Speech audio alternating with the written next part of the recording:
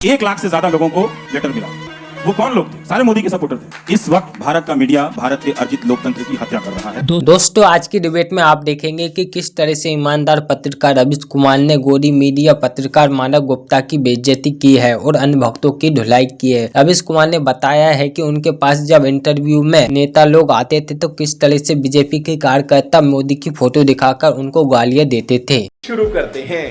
Picture चालू करो बे। आप बहुत ज्यादा नेगेटिव नहीं है। जैसे कल राजदीप आए थे, राजदीप ने कहा कि अगर मीडिया बटा है उसमें मानक मैं दुकानदार नहीं हूँ वो मैं बैलेंसवादी नहीं हूँ। इस वक्त भारत का मीडिया भारत के अर्जित लोकतंत्र की हत्या कर रहा है। ये बात तथ्य है, ये सकारात्मक नकारात्मक की बात नहीं है। मैं राजदीप को सिर्फ इसीलिए कोट कर रहा हूँ। आप किसी को भी कोट कर दें, लेकिन जो मैं अपनी बात कहता हूँ वो मैं बात कहता हूँ और ये पॉजिटिव बात है। हाँ। मैं मर्डर को आप मर्डर नहीं कहेंगे तो क्या कहेंगे? नहीं, वो ठीक है। मैं सवाल पे आ रहा हूँ। सवाल मेरा ये था, जैसे राजदीप को और बहुत सारे लोगों को भी ऐसा लगता है कि मीडिया के बंटने के लिए दोनों पक्ष जिम्मेदार हैं। कोई बिल्कुल गलत बात है। इसमें कोई संतुलन नहीं है। 90% मीडिया अगर एक तरफ हो जाए तो ये दुकान नहीं चलानी चाहिए कि दोनों तरफ के लोग बट गए। यही नहीं, अभी और सुनिए। फिर जो मैंने कार्यक्रम किया है फिर उसमें से आप कमियां निकाल के बताइए, फिर उस पर बात कीजिए। ये चला दीजिए कार्यक्रम और फिर उस पर बात कीजिए कि ये आपने चलाया। अच्छा, ये मत कीजिए कि आपने वो नहीं किया। तो मैं भारत का तो अखबार नहीं हूं भाई कि 300 खबरें लेकर रोज छप जाया करूंगा। मैं तो कोई एक ही करूंगा ना। बात तो सही है। ये आप लिख लें, क्योंकि हम सब की नौकरियां हैं ना, हम उसी को डिफेंड कर रहे हैं ना, वो हम करते रहे हैं। ठीक है, समझ रहे हो? भारत की जनता को अब इस देश को बेहतर करना होगा तो सबसे पहले उसे इस देश की मीडिया से लड़ना पड़ेगा। लड़ने का मतलब पत्थर चलाने की बात नहीं कह रहा हूं। जनता का बहुत से होता है, अगर वो होगा तो कंटेंट में बदलाव होगा। अभी देश बहुत गरीबी से, बहुत समस्याओं से गुजर रहा है, उस पर बात करने की ज़रूरत है। उस पर बहुत बात करने की ज़रूरत है और जब हम बात करेंगे तो मौजूदा सत्ता से ही हम बहुत अच्छा काम करा सकते हैं, बहुत अच्छा काम करा सकते हैं। ठीक है ना? और लोगों की ज़िंदगी में राहत मिलेगी।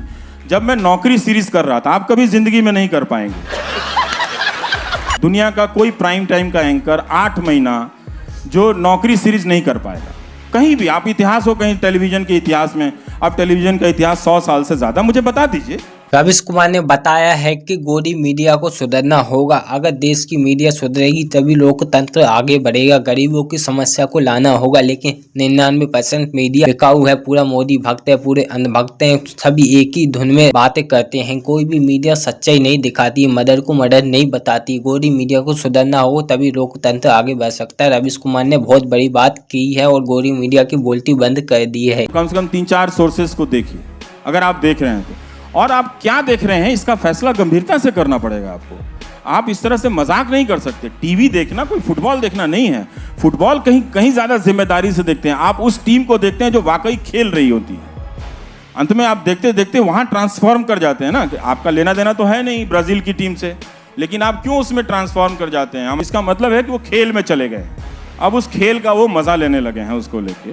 तो हमें वो चीज देखना चाहिए। जी एक और सवाल लेते हैं। सर, आप मेरा सवाल आपसे ये है कि आप जब आते हैं गोदी मीडिया की बात करते हैं तो जैसे मानक सर ने कहा कि दोनों तरफ मीडिया बटा हुआ है। सवाल ये है कि जिस तरफ जैसे गोदी मीडिया है तो दूसरी तरफ लुटियंस मीडिया भी है, ये मानना पड़ेगा।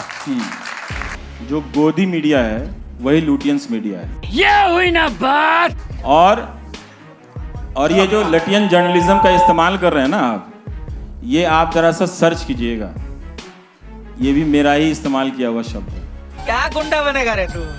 और मेरे दोस्तों से पूछ लीजिए कि पार्लियामेंट में खड़ा होकर मैं बोलता था कि ये लाल पत्थर पत्रकारिता है, यहाँ से निकल के वहाँ से लेके बाइट ले लो, इजी जर्नलिज्म है, लेजी जर्नलिज्म। जब भारत बना आज़ादी के बाद, ऐसा भारत, हमारा विजन बहुत ब्रॉड था। हम गुटनिरपेक्षता की बात करते थे, लेने से ज़्यादा दुगना देने की बात करते थे, पंचशील। लेकिन उसके बाद हमने इमरजेंसी भी देखी, कई सारे ऐसे फेजेस भी देखे, ग्लोबलाइजेशन भी हुआ और आज की हालत हम सब जानते हैं कि एक ऐसा नागरिक भी हम सब विश करते एक कम्युनिटी को देश से बाहर निकालने का। ईमानदार पत्रकार रवीश कुमार ने गोदी मीडिया और अन्य भक्तों की बोलती बंद कर दी। हर सवाल पर मुंह तोड़ जवाब दिया है और गोदी मीडिया के ऐसी धुलाई की है जो आज तक कभी किसी ने नहीं की होगी। ये समझते हैं कि 15 अगस्त 1947 को भारत जिस रूप में आज़ाद हुआ, जिन सपनों के साथ आज़ाद हुआ, वो उसी दिन पूरे हो गए। ऐसा नहीं था।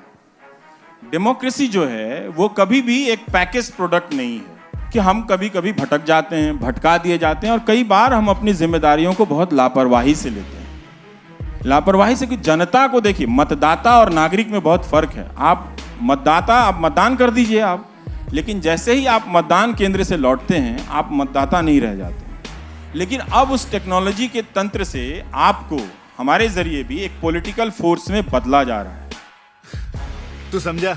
हाँ।